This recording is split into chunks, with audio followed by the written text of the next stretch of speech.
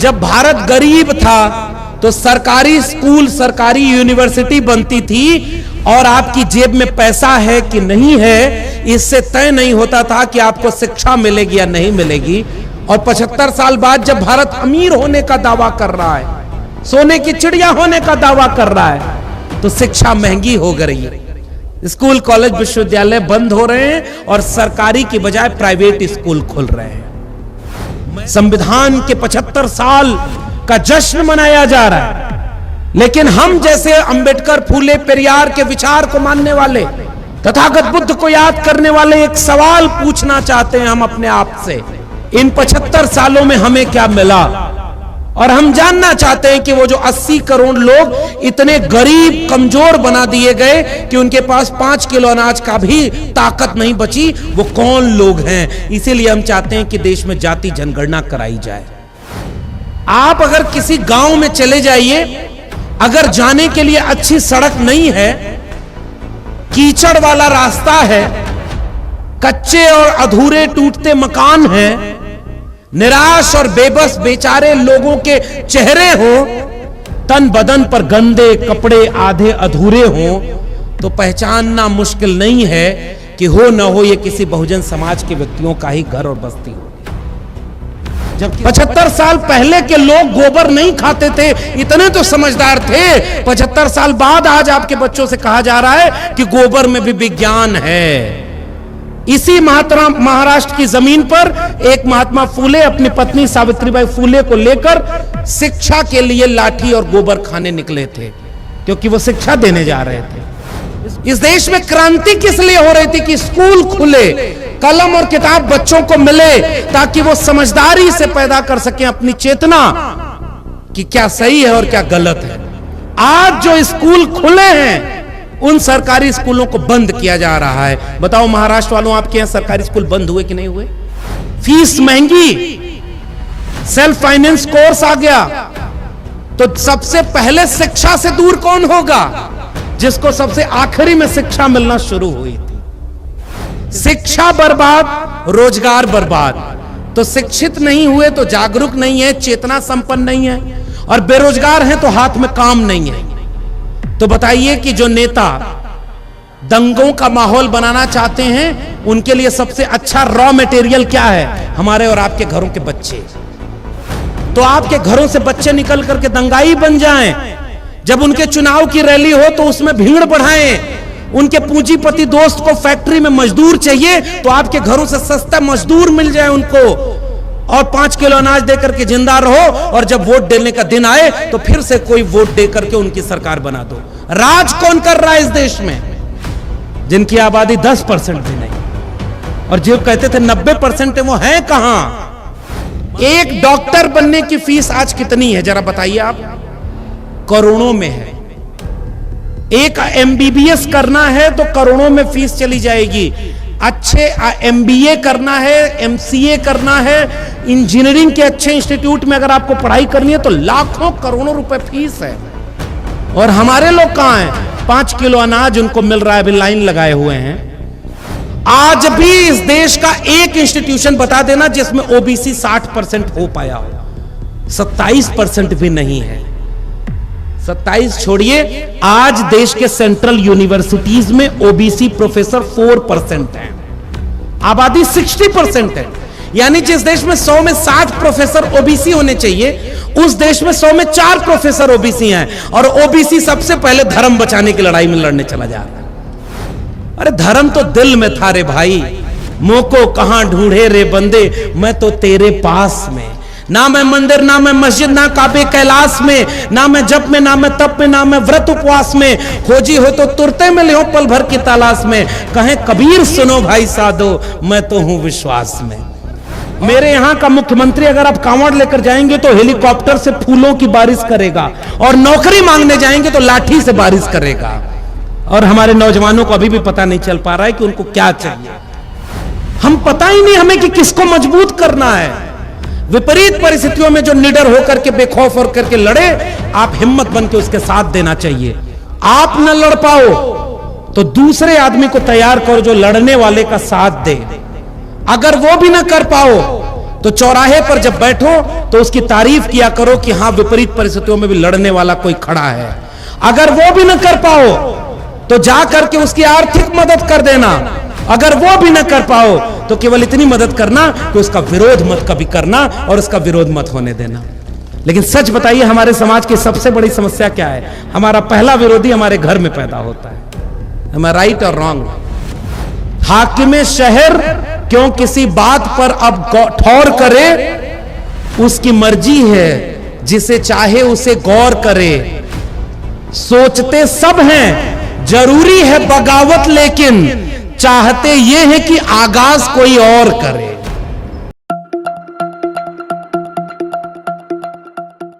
Buddhist समाज संघर्ष समिति तालुका लाखनदूर के इस कार्यक्रम में प्रियदर्शी सम्राट अशोक परिसर डॉक्टर बाबा साहब अंबेडकर क्रीडांगण पीपल गांव के इस भव्य धम्म सम्मेलन में मंच पर बैठे हुए सभी सम्मानित अतिथिगण और सामने बैठे हुए आप सभी लोगों को मेरा क्रांतिकारी जय भीम, जय मंडल, जय संविधान है, इंकलाब जिंदाबाद है। आज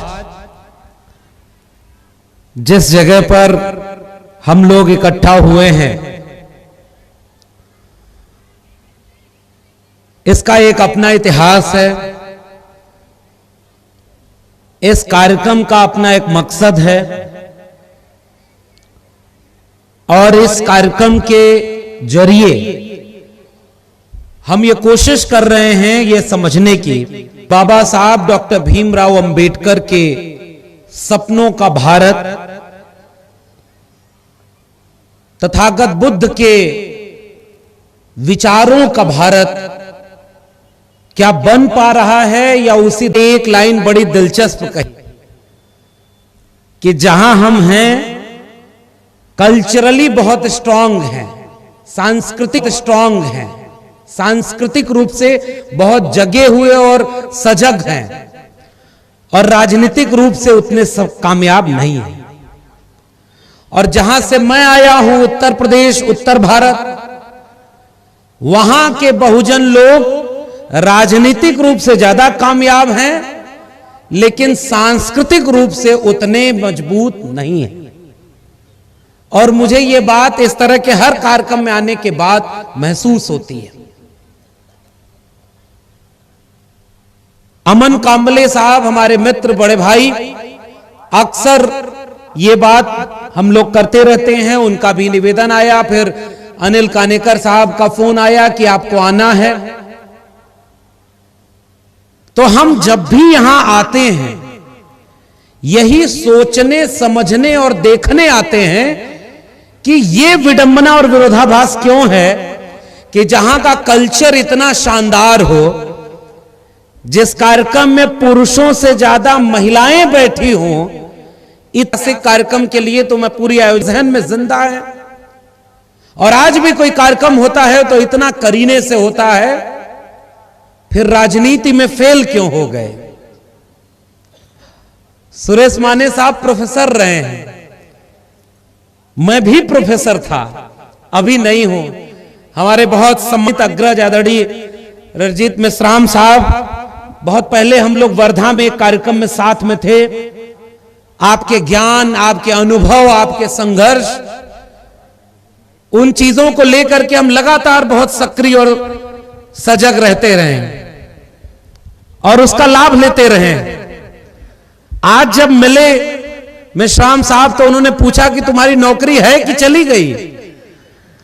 तो मैंने कहा कि नहीं सर, 6 दिसंबर वो तारीख है जिस दिन मुझे नौकरी से निकाले जाने का फरमान आया था। इसलिए मेरे लिए वो तारीख अब 2 वजहों से बहुत खास बन गई है। एक ये कि उसी दिन कुदरत ने बाबा साहब को हमसे छीन लिया, और दूसरा उसी दिन मेरी नौकरी भी उन कुछ नामुरादों ने छीन ली लेकिन उन्हें लगा था कि चुप हो जाएगा, डर जाएगा, इसीलिए तो नौकरी छीनते हैं। हमने सोचा कि जुल्म के साये में लब खोलेगा कौन, और हम भी चुप रहे तो फिर बोलेगा कौन। बोलना तो पड़ेगा, और बोलना उस वक्त सबसे जरूरी बन जाता है जिस वक्त बोलने पर पाबंदी लगाने की कोशिश की जा रही है। अगर आप बोलते हैं तो बोलिए, लेकिन हमारे मुताबिक बोलिए, जैसा हम चाहते हैं वैसा बोलिए, हमारी हां में हां मिलाइए, बुद्ध की बात मत करिए। अहिंसा की बात फिर होने लगेगी, फिर हिंसा के दाम पर नफरत का व्यापार कैसे होगा कि बंटोगे तो कटोगे। आपके यहां बुद्ध का विचार चल रहा है और हमारे यहां नारा चल रहा है बंटोगे तो कटोगे। अब आप सोचिए, एक ही देश है और कैसे वहां पर कुछ और विचार में जी रहा है, आज यहां पर कुछ और विचार में जी रहा है। यहां हमारे एक मित्र हैं, उन्होंने प्रोफेसर की डायरी दी है, यहां पर पुस्तक में लगाया हुआ है, आप चाहेंगे तो वो किताब पढ़िएगा, मराठी में भी है। और अभी रणजीत साहब ने वो मुझे बताया भी कि यहां के एक प्रसिद्ध लेखक हैं, उन्होंने जब तुम्हारी किताब के बारे में लिखा कि एक बार वो किताब ली और पढ़ते चले गए, मराठी में थी, तो उन्होंने ये दिलचस्पी दिखाई। मैंने उस किताब में यही लिखा है कि जिस कलम और किताब से हम लोग यहां तक पहुंचे हैं, शिक्षा, बाबा साहब डॉक्टर अंबेडकर ने कहा था कि शिक्षा वो शेरनी का दूध है जो पिएगा वो दहाड़ेगा। हमारे लोग पढ़ लिख करके आज यहां पर पहुंचे, इतने ताकतवर हुए।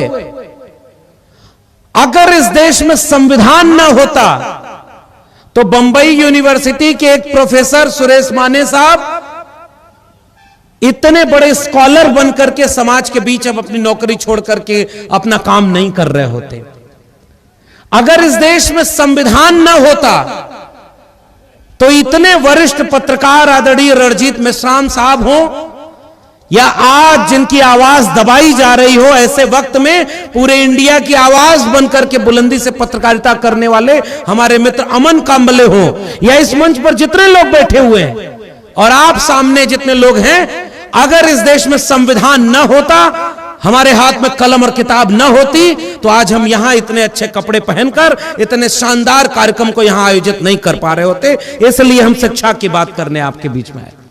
संविधान ने सम्मान दिया, संविधान ने हाथ में कलम और किताब दिया, संविधान ने हमको यह समझाया कि भीख मांगने से मिलती है, हक मांगने से नहीं, छीनने से मिलता है और लड़के लेना पड़ता है। बाबा साहब डॉक्टर अंबेडकर की यादों की जमीन है। हम जब यहां बैठे तो आदरणीय मेश्राम साहब एक बात और बताए कि यह जगह ऐसी है जहां पर सबसे ज्यादा बहुजन विचार के मुताबिक सबसे ज्यादा एजुकेशनल इंस्टीट्यूशन खुले हुए हैं। हमारे उत्तर भारत में वो एजुकेशनल इंस्टीट्यूशन नहीं खुल पाए। ये भंडारा का जिला, जहां आज भी उन्होंने बहुत दिलचस्प बात बताई कि आज भी बहुजन समाज के लोग आर्थिक रूप से बहुत मजबूत हैं, बहुत कम लोग हैं जो बहुत नीचे रह गए। मैं सोचता हूं कि हमारे उत्तर भारत में आ जाइए, हमारे बहुजन समाज के लोग आर्थिक रूप से बहुत कमजोर हैं। आप अगर किसी गांव में चले जाइए, अगर जाने के लिए अच्छी सड़क नहीं है, कीचड़ वाला रास्ता है, कच्चे और अधूरे टूटते मकान हैं, निराश और बेबस बेचारे लोगों के चेहरे हो, तन बदन पर गंदे कपड़े आधे अधूरे हो, तो पहचानना मुश्किल नहीं है कि हो न हो ये किसी बहुजन समाज के व्यक्तियों का ही घर और बस्ती होगी। जबकि संविधान ने यह मौका दिया था और बाबा साहब डॉक्टर भीमराव अंबेडकर ने 25 नवंबर 1949 के अपने भाषण में बहुत साफ कह दिया कि भारत आज से राजनीतिक बराबरी के दौर में तो जा रहा है कि हमने एक व्यक्ति एक वोट का अधिकार दे दिया। अब राजा रानी के पेट से पैदा नहीं होगा, जनता के वोट से पैदा होगा। इसके लिए भारत का संविधान तो बना दिया, लेकिन जब तक इस समाज में सामाजिक और आर्थिक गैर बराबरी दूर नहीं होगी, हम राजनीतिक बराबरी से समता और न्याय का भारत नहीं बना पाएंगे। संविधान लागू हुए 75 साल हो गए। देश में बहुत बड़े बड़े कार्यक्रम हो रहे हैं। संविधान के 75 साल का जश्न मनाया जा रहा है। लेकिन हम जैसे अंबेडकर, फूले, पेरियार के विचार को मानने वाले, तथागत बुद्ध को याद करने वाले एक सवाल पूछना चाहते हैं हम अपने आप से, इन 75 सालों में हमें क्या मिला? क्या हमें यह भारत मिला कि 80 करोड़ लोग 5 किलो अनाज के लिए भी सरकार के ऊपर मोहताज हो गए? और हम जानना चाहते हैं कि वो जो 80 करोड़ लोग इतने गरीब, कमजोर बना दिए गए कि उनके पास 5 किलो अनाज का भी ताकत नहीं बची, वो कौन लोग हैं? इसीलिए हम चाहते हैं कि देश में जाति जनगणना कराई जाए। बिना जाति जनगणना के पता नहीं चलेगा कि एक कौन व्यक्ति गरीब रह गया और किसको पूरा भारत बेच करके उसको दुनिया का अमीर आदमी बना दिया गया। 75 साल के संविधान के बाद का भारत 100 अरबपतियों की सूची बनाई गई, उसमें एक भी अरबपति आदिवासी समाज का नहीं है। आज भी उसमें 1 से 1.5% अरबपति ही दलित समाज के आए, 1.5-2% मुश्किल से ओबीसी समाज के आए। तो जिनके पास पैसा आया, अरबपति हुए, वो कौन लोग हैं? इसीलिए हम कहते हैं कि जाति जनगणना इस देश में जरूरी है। 75 साल के संविधान के बाद वो भारत कैसा है जिसमें आज भी, जब भारत गरीब था तो सरकारी स्कूल, सरकारी यूनिवर्सिटी बनती थी और आपकी जेब में पैसा है कि नहीं है इससे तय नहीं होता था कि आपको शिक्षा मिलेगी या नहीं मिलेगी। और 75 साल बाद जब भारत अमीर होने का दावा कर रहा है, सोने की चिड़िया होने का दावा कर रहा है, तो शिक्षा महंगी हो गई है। स्कूल, कॉलेज, विश्वविद्यालय बंद हो रहे हैं और सरकारी की बजाय प्राइवेट स्कूल खुल रहे हैं। मैं दिल्ली विश्वविद्यालय में 14 साल प्रोफेसर था। प्रोफेसर की डायरी अगर आप पढ़ेंगे तो आपके पाएंगे कि मैंने ये बात कही कि धीरे धीरे विश्वविद्यालयों में शिक्षा बेची जा रही है। मैं जिस यूनिवर्सिटी में पढ़ाने गया, एक जमाने में उसमें 4,000 रुपए में बीए के 1 साल की फीस थी। आज उसी दिल्ली यूनिवर्सिटी में 1 साल के बीए के लिए 35,000, 40,000, 45,000 रुपए फीस देनी पड़ रही है। यहां कोई व्यक्ति ऐसा बैठा हो वो हाथ उठाए कि पिछले 10 साल, 15 साल में किसी की आमदनी दुगनी हुई है क्या? हुई है क्या? आप बताइए, आपकी तनख्वाह अगर है, आप नौकरी करते हैं तो तनख्वाह दुगनी हुई क्या 10 साल में? अगर आप किसान हैं तो आपकी खेती की आमदनी दुगनी हुई क्या? और फीस 10 गुना बढ़ गई, खर्चा दुगुना हो गया, 5 गुना हो गया, 10 गुना हो गया। 75 साल के बाद के भारत में इतना गैर बराबरी। अब जिसकी जेब में पैसा है वही अपने बेटे और बेटियों को अच्छी शिक्षा दिला पाएगा। पिछली बार मैं महाराष्ट्र के नागपुर में वैज्ञानिकों के कार्यक्रम में आया और उस कार्यक्रम में मुझे पता चला, प्रोफेसर और वैज्ञानिकों ने बताया कि महाराष्ट्र के यूनिवर्सिटीज में अब एक कंपलसरी पेपर पढ़ाया जाएगा और उस पेपर का नाम होगा एस्ट्रोनॉमी, यानी ज्योतिष विज्ञान। और आपके बच्चों को मजबूरी में वो पेपर पढ़ना है। ज्योतिष विज्ञान का मतलब समझते हैं? महात्मा फूले ने बहुत पहले एक नाटक लिखा, तृतीय रत्न, और उस नाटक में उन्होंने लिखा कि एक आदमी जब बहुत परेशान था, बीमार था, तो एक आदमी के पास गया। मैं नाम नहीं लूंगा, आप समझ जाएंगे वो किसके पास गया था, जिनका दावा था कि धरती पर वो ही भगवान के अवतार हैं। तो वो लेके गया, कहा कि बहुत परेशानी है। तो उसने कहा कि लाओ अपना कुंडली, अपना जो है पूरा दिखाओ कागज पत्तर। तो देख के बोला कि तुम्हारा शनि ठीक जगह पर नहीं है। तो उसने कहा कि कैसे आएगा हुजूर? तो कहा कि कुछ उसकी व्यवस्था है, मैं बताऊंगा। कितना खर्चा होगा? कहा मान लो 5,000 रुपया खर्च होगा। उस आदमी ने कहा कि नहीं साहब, इतना पैसा तो मेरे पास नहीं है। तो सामने से जवाब आया, अच्छा चलो तुम्हारे लिए कुछ डिस्काउंट दे देते हैं, 1,000 रुपए में तुम्हारे लिए शनि को ठीक जगह पर ले आएंगे हम। उस आदमी ने कहा इतना पैसा भी नहीं है। और मैं बात कर रहा हूं 1860, 70 और 80 के दशक की। इसी महाराष्ट्र की जमीन पर एक कोई फूले है, वो लिख रहा है, कोई गुलामगिरी लिख रहा है, गुलामों को गुलामी का एहसास करा दो, अपनी बेड़ियां वो खुद ब खुद तोड़ लेंगे। उस फूले को याद करते हुए 75 साल बाद जब संविधान लागू हुआ है, उस भारत से मैं बातचीत कर रहा हूं और आपके सामने की जो आज की चुनौती है उस पर बोल रहा हूं। मेरे बाद अगर माने साहब बोलेंगे, मेश्राम साहब बोलेंगे, वो अपने अनुभव से, अपने ज्ञान से बौद्ध धर्म के विचार को, बाबा साहब के विचार को हमसे बेहतर बनाएंगे। मैं आपको आज के कुछ सवाल छोड़ करके जा रहा हूं। मैं एक फूटी कौड़ी नहीं है तो दूसरा आदमी गुस्से में खड़ा होकर बोला कि जब तेरे जेब में एक फूटी कौड़ी नहीं है तो जा बेटा, शनि तेरा कुछ नहीं बिगाड़ सकता। और यह बात आज से 150 साल पहले हमारे पुरखे लिख के समझा गए कि कहां तुम इस चक्कर में पड़ गए, अंधविश्वास और पाखंड में पड़ गए। ज्ञान में महात्मा संत कबीर, मछली ना तरी जेकर पानी में ही घर है, 700 साल पहले लिखा। काकर पाथर जोर के मस्जिद लई चनायता, चढ़मुल्ला बाग दे क्या बहरा हुआ खुदाए, तो पाथर पूजे हर मिले तो मैं जू पहाड़ ताते ये चाकी भली, पीस खाए संसार, अरे इन दोन राह न पाई, हिंदुन की हिंदुआई देखी तुर्कन की तुर्काई। तर्क और विवेक की बात करना 700 साल पहले हमारे पुरखे कर गए थे। संत कबीर ने कहा कि बाहर सांप की पूजा करते हो, घर में सांप निकल आता है तो ले लाठी दौड़ाया। बुद्धि और तर्क से उन्होंने समझाने की कोशिश की थी। आज वीडियो वायरल होती है कि अगर गोबर खाएंगे तो बीमारी दूर हो जाएगी। बताओ सही है कि गलत? देखा आपने? अब आजकल कहा जा रहा है गोबर खाने से बीमारी दूर होती है। 75 साल संविधान के पूरे हो गए। 2024 के भारत से मैं आपको रूबरू कराने आया हूं।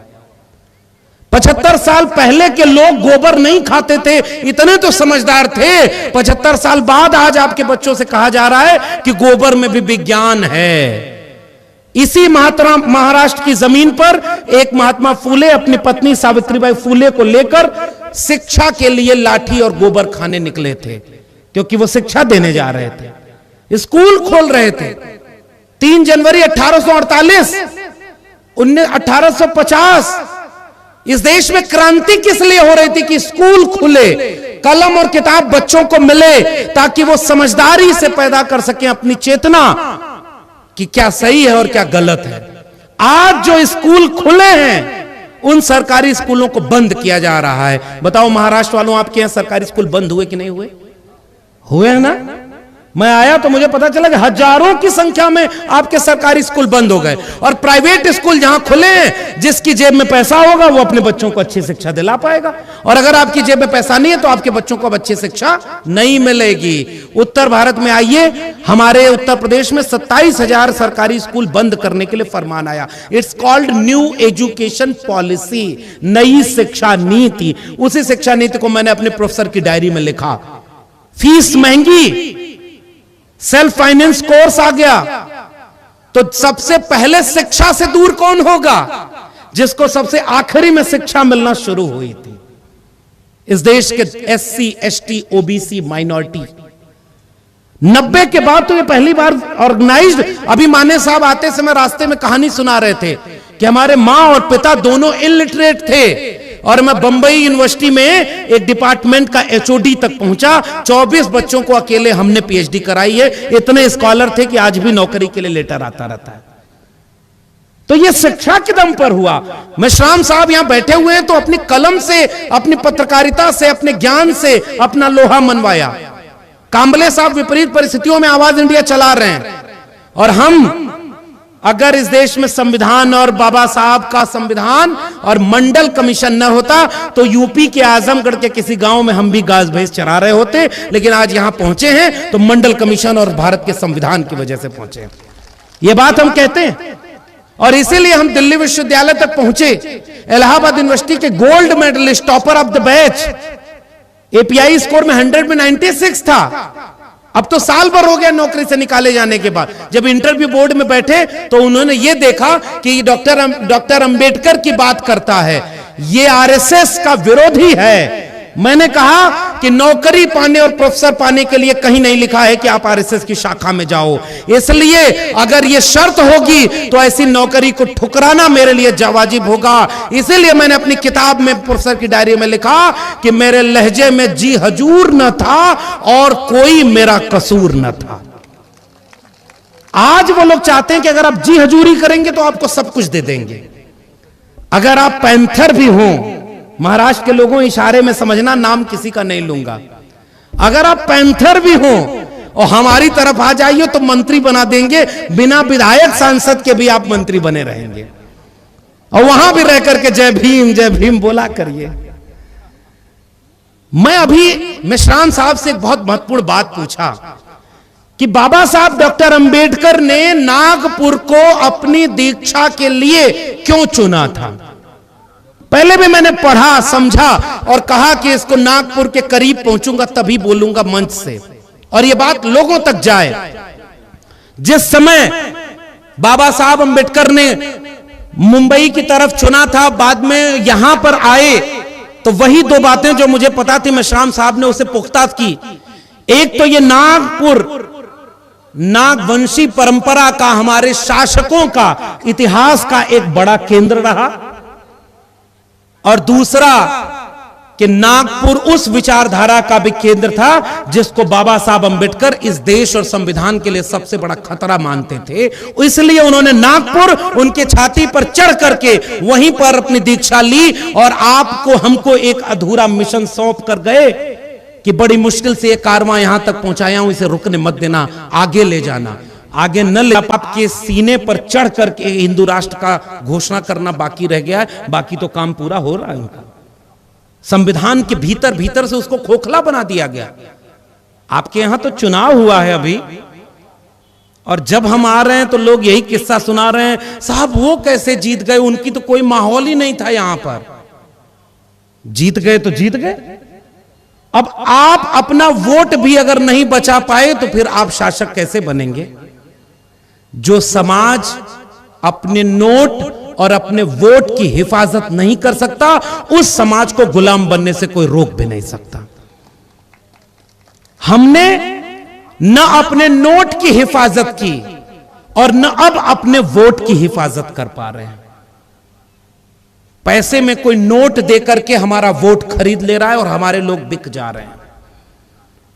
कोई हमारे लोगों को तोड़कर लालच देकर अपनी तरफ खरीद ले रहा है और उनको ही आगे कर दे रहा है, और हमारे लोग उनके नाम पर कुल्हाड़ी का साथ इसलिए दे रहे हैं क्योंकि लकड़ी भी हमारी ही जाति की लगी है। आपके यहां क्या क्या लुट जा रहा है पता नहीं, हमारे यहां वो पहले से हो रहा था। हमारे उत्तर प्रदेश में पहले सरकारें थीं, अब तो वो भी सरकारें नहीं रही। अब तो ना आंदोलन हमारे उत्तर भारत में बचा हुआ है उतना, न वहां सरकारें बची हुई हैं, अब तो उनका राज है। इसलिए आज अगर बुद्ध के विचारों पर कोई सम्मेलन हो रहा है तो क्या उसकी सबसे बुनियादी चिंता यह नहीं होनी चाहिए कि उस बुद्ध के विचार जिस संविधान में हैं, संत कबीर के विचार जिस संविधान में हैं, जस केलन के पात पात में पात, जस मानुष के जात जात में जात, रविदास मानुष न जुड़े जब तक जात न जात, उस रविदास के विचार जिस संविधान में हैं, गुरु नानक, चोखा मेला, बसवन्ना, अयंकाली और पेरियार, नारायण गुरु, महात्मा फूले, छत्रपति शाहू जी, पेरियार के बाद डॉक्टर बाबा साहब अंबेडकर, डॉक्टर लोहिया के विचार जिस संविधान में हैं, आज 75 साल बाद उस पर ही खतरा है तो हमारे आपके भविष्य पर कितना बड़ा खतरा होगा, इसकी चिंता इस आयोजन की सबसे बुनियादी चिंता होनी चाहिए। हम बुद्ध के विचारों का भारत बनाएंगे कैसे? वो कह रहे हैं कि इसको खुदाई करो, इसके नीचे ये मिलेगा।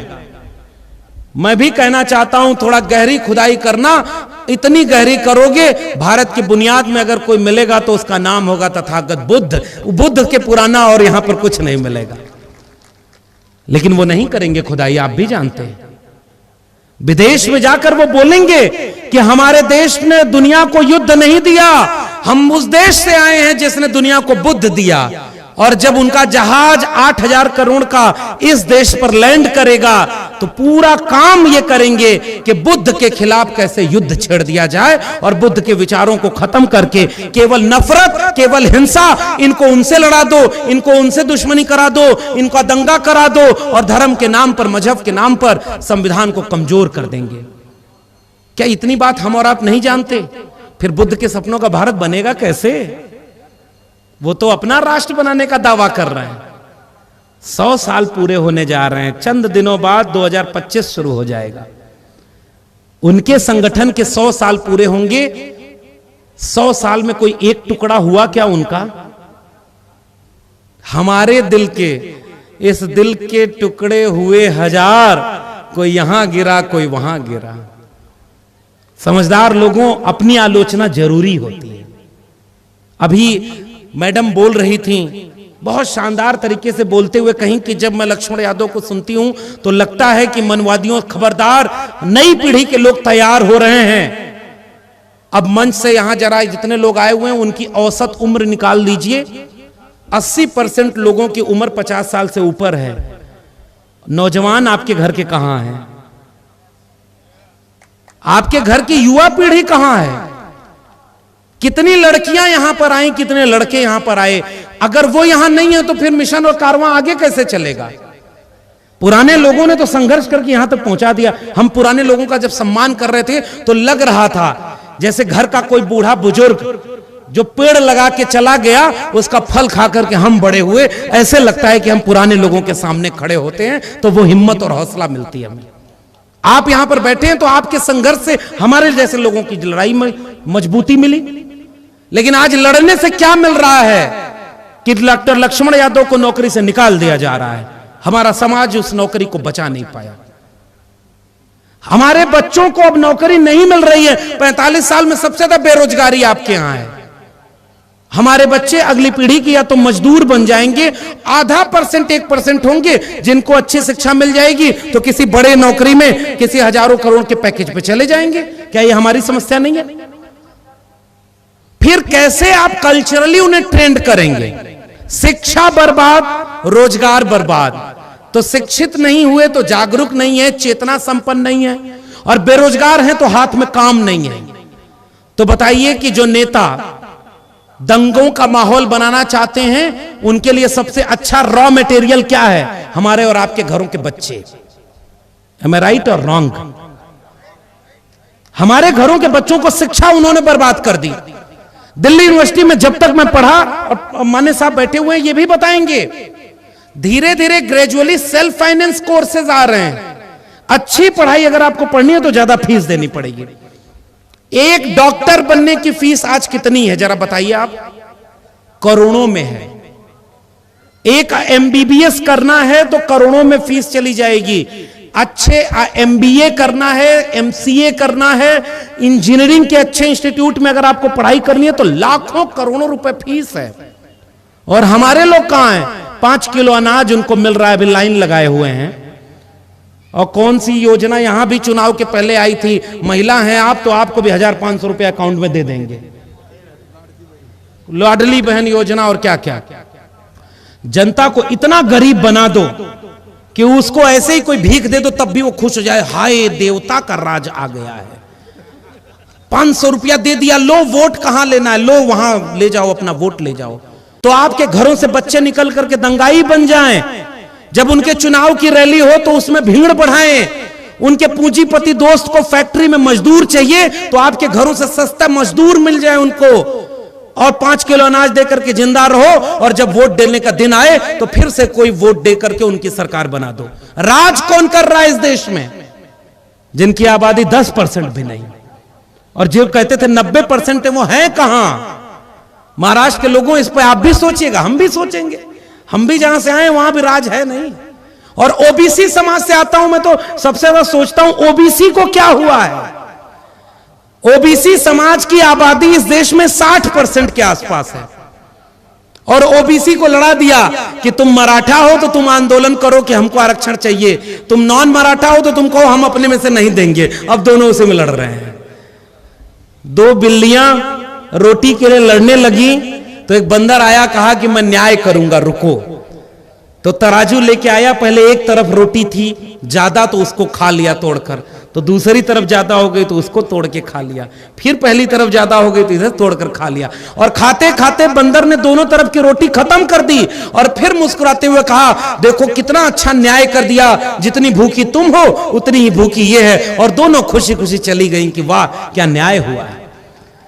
हमारे हाथ से शिक्षा छीन ली, तो जितना बर्बाद ओबीसी होगा उतना बर्बाद एससी होगा, एसटी होगा, माइनॉरिटी होगा। शिक्षा खत्म, रोजगार खत्म, आमदनी आपकी है नहीं, और सब खुश हैं कि हमको एक आदमी हमारे यहां था, तो पुरानी कहावत में मिलता है, उसको वरदान देने के लिए कोई आया तो कहा एक शर्त है कि हम तुम जो मांगोगे वो मिलेगा, लेकिन जितना तुमको मिलेगा उससे दुगुना तुम्हारे पड़ोसी को मिल जाएगा, छोटे भाई को मिल जाएगा। तो वो चाहता तो मांगता कि मुझे एक घर मिल जाए, गाड़ी मिल जाए, नौकरी मिल जाए, भले उसको 2 मिल जाए कोई बात नहीं, लेकिन उसने क्या मांगा पता है? कि मेरी एक टांग टूट जाए ताकि दूसरे की दोनों तो टूटेगी। हमारे लोग इसी में खुश हो गए। हम पता ही नहीं, हमें समझ में आया कि हमारा दुश्मन कौन था वैचारिक रूप से। ओबीसी में किसान कमेरा जातियां 60% आबादी ओबीसी की, और ओबीसी की न तो जाति जनगणना हो रही है और न तो ओबीसी को उनके आरक्षण मिल रहा है। आज भी मंडल कमीशन कहता है 52% आबादी को 27% आरक्षण मिला हुआ है। शेड्यूल कास्ट को तो चलो 15% आबादी थी, 15% मिल गया। शेड्यूल ट्राइब को 7.5%, अब थोड़ी बढ़ गई है लेकिन फिर भी आबादी के मुताबिक रिजर्वेशन मिल गया। ओबीसी की आबादी 52% मंडल कमीशन के अकॉर्डिंग, रिजर्वेशन मिला 27।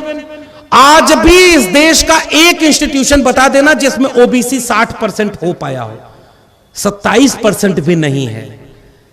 27 छोड़िए, आज देश के सेंट्रल यूनिवर्सिटीज में ओबीसी प्रोफेसर 4% हैं, आबादी 60% है। यानी जिस देश में 100 में 60 प्रोफेसर ओबीसी होने चाहिए, उस देश में 100 में 4 प्रोफेसर ओबीसी हैं, और ओबीसी सबसे पहले धर्म बचाने की लड़ाई में लड़ने चला जा रहा है। यार ये बात हमें अपनी आलोचना के लिए कहनी पड़ेगी कि नहीं करनी पड़ेगी? अरे धर्म तो दिल में था रे भाई, मोको कहां ढूंढे रे बंदे, मैं तो तेरे पास में। ना मैं मंदिर, ना मैं मस्जिद, ना काबे कैलाश में, ना मैं जप में, ना मैं तप में, ना मैं व्रत उपवास में, खोजी हो तो तुरते में ले पल भर की तलाश में, कहें कबीर सुनो भाई साधो, मैं तो हूं विश्वास में। और धर्म के नाम पर जो लोग अपना दुकान चलाने लगे, हमारे ओबीसी समाज के लोग वहां चले गए। बताओ देश में कितने जज ओबीसी हैं? सुप्रीम कोर्ट में जितने जज बैठे हैं, क्या 100 में 60 ओबीसी हैं? क्या 100 में 60 मीडिया में लोग ओबीसी हैं? क्या देश के उद्योगपति में, ठेकेदारी में, पैसे वालों में 100 में 60 लोग ओबीसी हैं? और जबकि नारा उत्तर भारत में लगा था कि संसोपा ने बांधी गांठ, पिछड़ा पावे 100 में 60। उस नारे को बहुजन समाज के लोगों ने आगे बढ़ाया कि 100 में 90 शोषित हैं, शोषितों ने ललकारा है, धन धरती और राजपाट में 90 भाग हमारा है, 10 का शासन 90 पर अब नहीं चलेगा, नहीं चलेगा। मान्यवर कांशी राम उस नारे को आगे बढ़ा रहे थे। अब जरा इस बात का जवाब दो, 15% शेड्यूल कास्ट के न जज हैं, न ब्यूरोक्रेट हैं, न प्रोफेसर हैं, न मीडिया है। शेड्यूल कास्ट के 15% लोग नहीं है, 1.5% से ज्यादा आबादी नहीं है। सुप्रीम कोर्ट में आज शायद एक सुप्रीम कोर्ट का जज शेड्यूल कास्ट से है, 2 ओबीसी है, शेड्यूल ट्राइब तो एक भी नहीं है। आदिवासी का जल जंगल जमीन बस छीन करके अडानी को देना है, और आदिवासी वहां जाकर के लड़ रहा है जंगल में, तो उसको जेल में डाल दिया जा रहा है कि ये आदिवासी नक्सली है, गोली मार दो इसको, मिस्टेकन आइडेंटिटी है। Where is 90%? हम न प्रोफेसर बनकर विश्वविद्यालय में हैं, न डॉक्टर बनकर हॉस्पिटल में हैं, न इंजीनियर बनकर इमारतें बना रहे हैं, हम न ब्यूरोक्रेट बनकर देश चला रहे हैं, हम न सुप्रीम कोर्ट में जज बने बैठे हैं, हम न मीडिया में हैं, न हम उद्योग में हैं, तो हम हैं कहां 90%? कांवड़ यात्रा में 90% हम हैं। और ये मैंने नहीं बोला है, सारा जोखिम आप हमसे मत दिलवाइए। मुझे अभी उत्तर भारत में जाना है, 2-4 मुकदमा हो जाएगा तो बचाएगा कौन? वो कह देंगे मेरी आस्था को ठेस पहुंच गई है। लेकिन सच तो यही है साहब कि हम 90% वहां हैं। मैं उत्तर प्रदेश से आता हूं रणजीत सर, मेरे यहां का मुख्यमंत्री अगर आप कांवड़ लेकर जाएंगे तो हेलीकॉप्टर से फूलों की बारिश करेगा, और नौकरी मांगने जाएंगे तो लाठी से बारिश करेगा। और हमारे नौजवानों को अभी भी पता नहीं चल पा रहा है कि उनको क्या चाहिए। तो 90% हम वहां हैं। 90% अस्पतालों में बीमार बनकर लाइन लगाए हुए हम हैं। हम फैक्ट्री में सस्ता मजदूर बनकर दिन भर मजदूरी कर रहे हैं, वहां 90% हम हैं। हम 80 किलो अनाज 80 करोड़ लोगों को जो अनाज मुफ्त में मिल रहा है उसमें 90% हम हैं। सबसे ज्यादा जेलों में बंद, झूठे मुकदमों में बंद, अंडर ट्रायल में बंद, हम 90% जेलों में बंद हैं।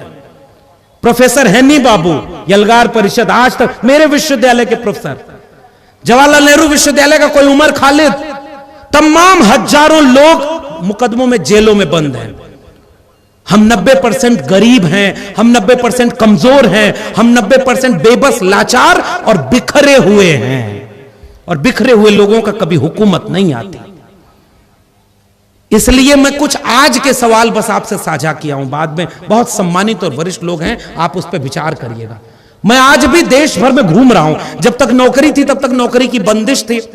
माने साहब नौकरी छोड़ करके यहां बैठे हैं, मुझे नौकरी से छुड़वा दिया गया। हालांकि मैंने काम ही ऐसा किया था कि वो नौकरी नहीं देते। उनको ओबीसी ऐसा चाहिए जो मंडल कमीशन के विरोध में कमंडल का रथ निकले तो उसका संयोजक बन के बैठा रहे। अगर समझ जाना तो पहचानना कि नकली ओबीसी कौन है। 35 साल भीख मांगने के बाद भी 10 लाख का सूट पहने, 1.5 लाख का चश्मा लगाए, वोट में चुनाव में कहे कि मैं ओबीसी मां का बेटा हूं, और आज तक प्रधानमंत्री रहने के बाद भी एक बार भी मंडल कमीशन का नाम तक न ले। मंडल कमीशन की सिफारिश कहती है प्रमोशन में आरक्षण चाहिए। मंडल कमीशन कहता है कि अगर आरक्षण की अपर लिमिट 50% से ऊपर हो जाए तो जितनी जिसकी संख्या भारी उसकी उतनी हिस्सेदारी, ओबीसी का आरक्षण बढ़ाकर 52% होना चाहिए। कैसा ओबीसी जो इसमें एक भी सवाल का जवाब नहीं देता हो। और वो तब आपको ओबीसी बन जाता है जब उसको वोट लेना होता है, वो ओबीसी बन जाता है जब उसको दंगा कराना होता है, और उसके बाद वो बात सबको धर्म के नाम पर एकजुट करता है। मैं आपसे गुजारिश करने आया हूं और आज के सवाल को गुजारिश करके जा रहा हूं। हमें दूर जाना है, आज ही शाम को फ्लाइट है, तो आप अभी और वक्ताओं को सुनिएगा। मैं 1000 किलोमीटर दूर से आया, अपना दिन का काम छोड़कर आया। मेरा अभी भी काम है पढ़ाई लिखाई। मैं 2 किताबों को लिखने का काम कर रहा हूं। नौकरी नहीं है तो सैलरी नहीं आती, लेकिन इतने के बाद भी जो बिरसा, फूले, अंबेडकर और पेरियार की बात करें उसमें इतनी खुददारी है कि कितना भी गरीब रहेगा भीख मांग करके कभी गुजारा नहीं करेगा। हम मेहनत करने वाले लोग हैं। बाबा साहब डॉक्टर अंबेडकर को सोचता हूं तो वो तो कोई नौकरी नहीं करते थे। जहां नौकरी करने के 10 दिन नौकरी कर पाए, उसके बाद वो नौकरी छोड़नी पड़ी। महात्मा फूले कोई नौकरी नहीं करते थे, पेरियार कोई नौकरी नहीं करते थे, लेकिन वो जो काम करते थे उससे जाने कितनों को नौकरी मिल गई। अगर वो संघर्ष वो नहीं किए होते तो हम जैसे लोगों को नौकरी भी नहीं मिल पाती। डॉक्टर अंबेडकर का अपना निजी परिवार बर्बाद हो गया, ये बात कहना जरूरी है। जवान बच्चे मर गए, पत्नी गुजर गई, परिवार को नहीं हो पाए डॉक्टर अंबेडकर। मैं इसलिए उनको अपना मसीहा, अपना नायक मानता हूं कि जब उनकी कलम में ताकत हुई तो अपनी कलम से उन्होंने जाति देख करके न्याय नहीं दिया, उन्होंने ऐसा संविधान बनाया जो इस देश के हर नागरिक को समता और न्याय देता है, अधिकार और सम्मान देता है। इसलिए मेरा नायक भी डॉक्टर अंबेडकर है, और ये बात हम कहते हैं। लेकिन अपना परिवार तो बर्बाद हुआ। एक विदेश का पत्रकार डॉक्टर अंबेडकर से मिलने पहुंचा तो रात हो गई। कहानी तो यह भी मिलती है कि कई और लोगों से मिलने पहुंचा तो सब लोग सो गए थे। डॉक्टर अंबेडकर के यहां पहुंचा तो वो जाग रहे थे। उसने कहा कि डॉक्टर अंबेडकर आप सोए नहीं? तो डॉक्टर अंबेडकर ने कहा कि मेरा समाज सो रहा है इसलिए मैं जाग रहा हूं। आज उनके जागने का क्या फल है? 75 साल बाद संविधान बदलने की बात करने वाले हुकूमत कर रहे हैं, और संविधान जिसने 90% कमेरा को हिम्मत और आवाज दी, उसे पता ही नहीं कि हुकूमत क्या होती है। बाबा साहब ने कहा कि जाओ अपने देश की, अपने घरों की दीवारों पर लिख दो कि तुम इस देश के शासक हो। अब दीवार पर तो लिख दिया, पानी बरसा, मिट गया। अब शासक कहां से बैठे? क्योंकि हमने अधूरे मन से लिख दिया था। हम औपचारिकता निभा रहे हैं। हम अपने जो लड़ने वाले लोग, एक आवाज इंडिया टीवी का मतलब क्या होता है, लेकिन क्या आज यूट्यूब की दुनिया में सबसे पहला चैनल हम अपने आवाज इंडिया टीवी को बना पाए? नहीं बना पाए। घर जाके सोचिएगा क्यों नहीं बना पाए। इसमें कौन सा पैसा लगता है? कितना हम लाइक, शेयर और सब्सक्राइब करा पाते हैं अपने लोगों को? हम पता ही नहीं हमें कि किसको मजबूत करना है। विपरीत परिस्थितियों में जो निडर होकर के बेखौफ होकर के लड़े, आप हिम्मत बन के उसके साथ देना चाहिए। आप न लड़ पाओ तो दूसरे आदमी को तैयार करो जो लड़ने वाले का साथ दे। अगर वो भी ना कर पाओ तो चौराहे पर जब बैठो तो उसकी तारीफ किया करो कि हां, विपरीत परिस्थितियों में भी लड़ने वाला कोई खड़ा है। अगर वो भी ना कर पाओ तो जाकर के उसकी आर्थिक मदद कर देना।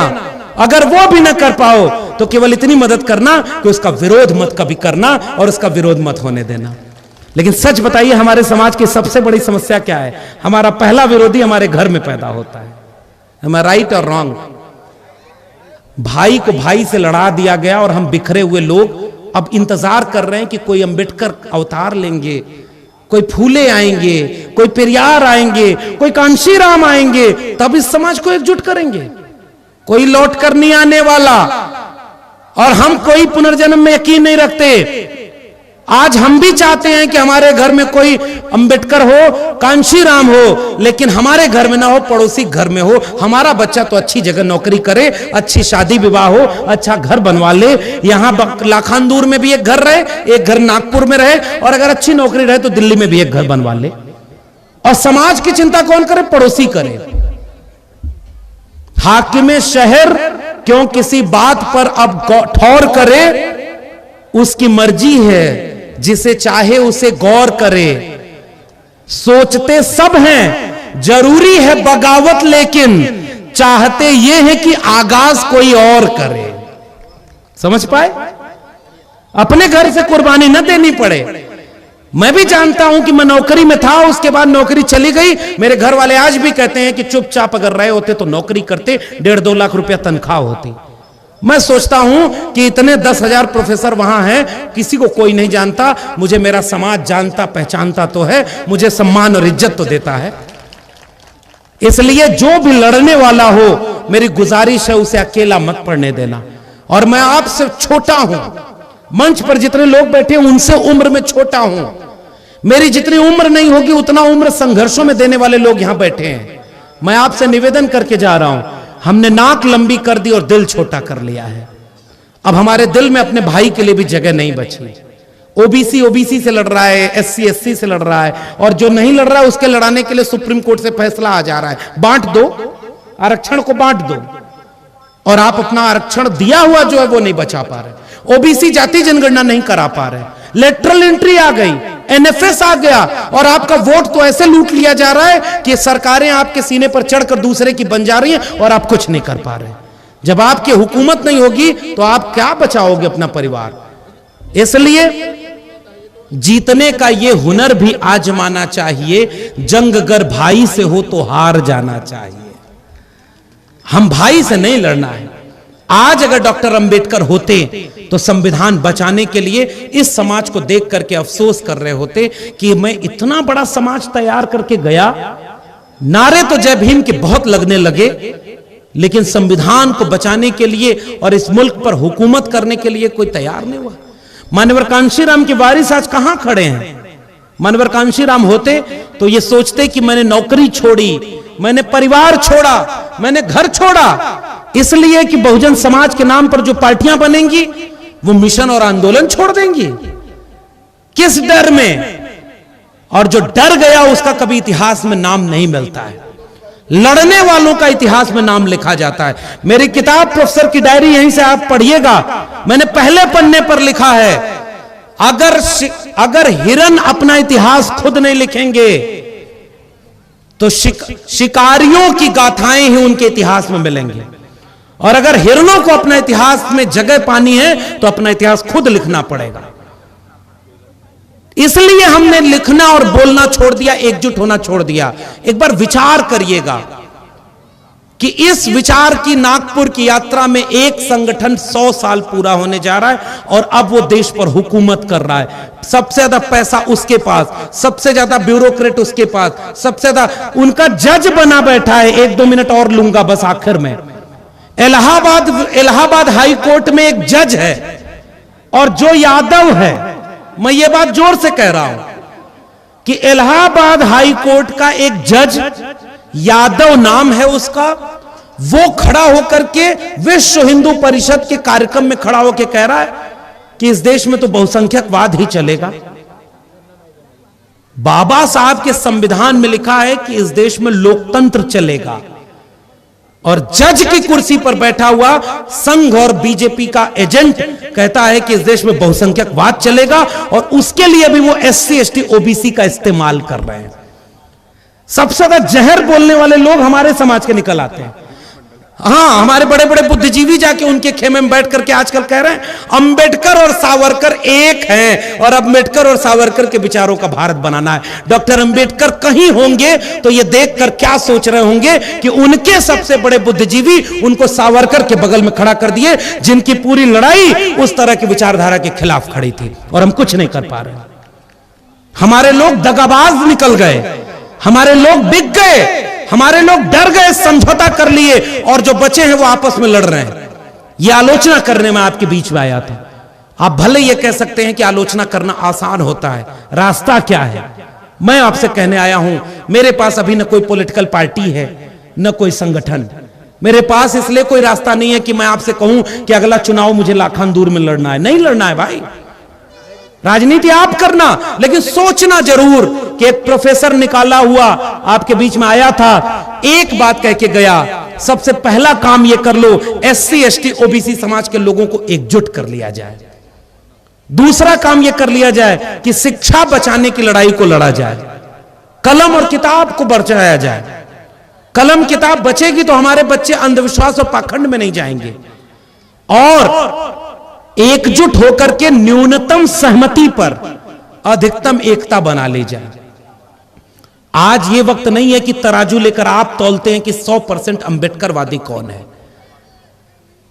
आज वक्त इस बात का है कि न्यूनतम सहमति पर उस दक्षिणपंथी विचारधारा के खिलाफ कौन लड़ रहा है, भारत का संविधान बचाने के लिए कौन लड़ रहा है, उस संविधान को बचाने के लिए एकजुट हो जाया जाए। संविधान बचा रहेगा तो बाकी लड़ाई हम अपने घर की लड़ लेंगे। अगर संविधान ही नहीं बचा रहेगा तो हम लड़ाई कोई न लड़ पाएंगे न जीत पाएंगे। अगली बार कुछ दिन बाद इस देश में तानाशाही का राज होगा, और आपसे आंदोलन करने और ऐसे कार्यक्रम करने का हक भी छीन लिया जाएगा। ये मैं आपको डरा के नहीं, सच बात कह के जा रहा हूं।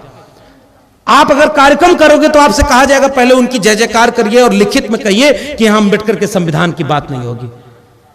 अंबेडकर की मूर्ति बनेगी बहुत बड़ी नागपुर की RSS के मुख्यालय में। जितनी बड़ी मूर्तियां आज तक देश में बनी होंगी उससे भी बड़ी मूर्ति बनेगी, उसमें माला पहनाया जाएगा और अंबेडकर के विचारों पर ताला लगा दिया जाएगा ताकि कोई अंबेडकर को पढ़ ना पाए। हम उस खतरे के सामने खड़े हैं और हमारे लोग ही ये खतरा पैदा किए हैं। 25 साल बाद 50 साल बाद आने वाली पीढ़ी हमसे पूछेगी कि जब ये बर्बाद किया जा रहा था सब कुछ तो तुम क्या कर रहे थे। मैं खड़े होकर कह सकूंगा कि नौकरी की चिंता नहीं किया, करियर की चिंता नहीं किया, मैं अपनी जान हथेली पर रख करके इस देश के लोगों से निवेदन करने जा रहा था कि एकजुट हो जाओ, अपना दुश्मन पहचानो और जितना बचा सकते हो इस देश को बर्बाद होने से बचा लो। एक चिड़िया जंगल में आग लगी तो चोंच के एक बूंद पानी से जंगल की आग बुझा रही थी। बाकी चिड़िया हंस रही थी कि तुम्हारे अकेले एक बूंद पानी से जंगल की आग बुझ जाएगी क्या। लाखानदूर के लोगों आपने सम्मान दिया है, प्यार दिया है, हिम्मत दी है, मैं वो लेकर के लौट रहा हूं। लेकिन मेरा पैगाम याद रखना, उस चिड़िया से जब हंसते हुए उन्होंने कहा तो चिड़िया का जवाब मेरा जवाब है कि मैं जानती हूं कि मेरे चोंच के एक बूंद पानी से जंगल की आग नहीं बुझेगी, मगर जब इस आग का इतिहास लिखा जाएगा तो मेरा नाम आग लगाने वालों में नहीं, आग बुझाने वालों में शामिल होगा। बहुत बहुत धन्यवाद। जय भीम, जय मंडल, जय संविधान। संविधान जिंदाबाद, उल गुलाम जिंदाबाद, इनकलाब जिंदाबाद।